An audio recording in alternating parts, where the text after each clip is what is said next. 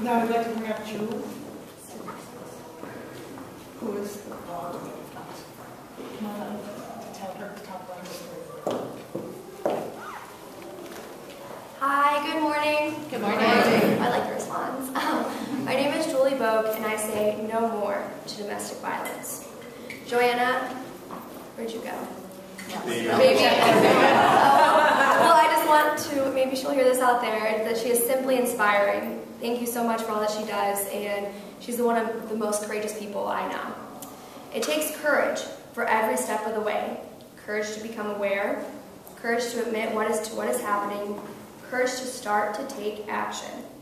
It takes courage for a community, a state, a country to take the steps towards awareness, admitting what is happening to take action.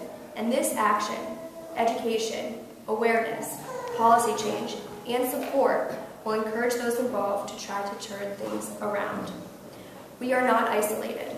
What is happening is affecting everyone. New studies show 60% of us know someone who has been affected by domestic violence. Those same studies show silence and inaction compound the problem. Education, awareness, and a willingness for all of us to open our eyes to the problem are essential keys so that we can all come together to end domestic violence. In 2009, I testified on behalf of the Teen Culture Act as a witness to what is going on in the dating world and as living proof that education works to end the cycle of domestic violence. Because of circumstances growing up, I learned what abusive behavior was.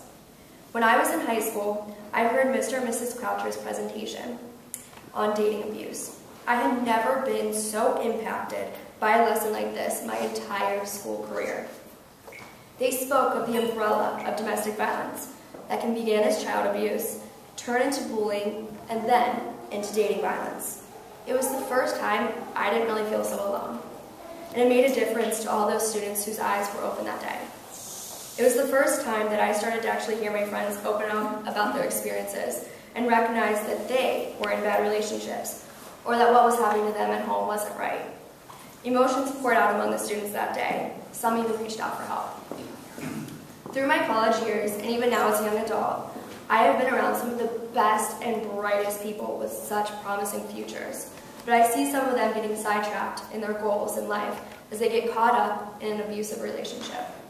I try to help these people understand to make them aware, because the destructive patterns are ingrained, acceptable, and even comfortable to the victims. It makes it hard for them to leave a relationship. They are blinded to the dangers. I fear some of them and their future children are headed for the devastating and debilitating past that I endured because of the lack of laws, awareness, and open eyes. Eyes that were opened, but willfully shut. But there is good news to share as well. I'm here to tell you that there is hope, and the work done by the people in this room has made a difference.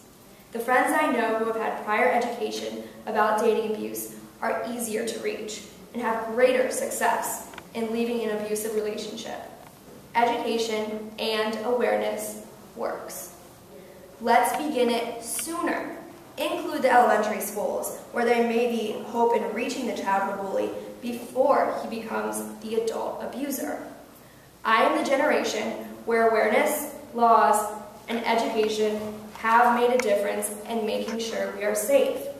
We fasten our seatbelts, smoking isn't cool, and we make sure there is a designated driver.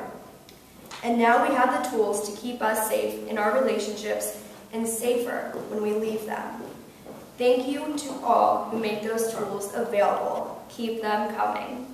And thank you to those who have broken their silence. Thank you to those who are on the front lines taking care of victims and educating others. Thank you to the leaders in Ohio and everyone in this room who has the courage to say no more. Thank you.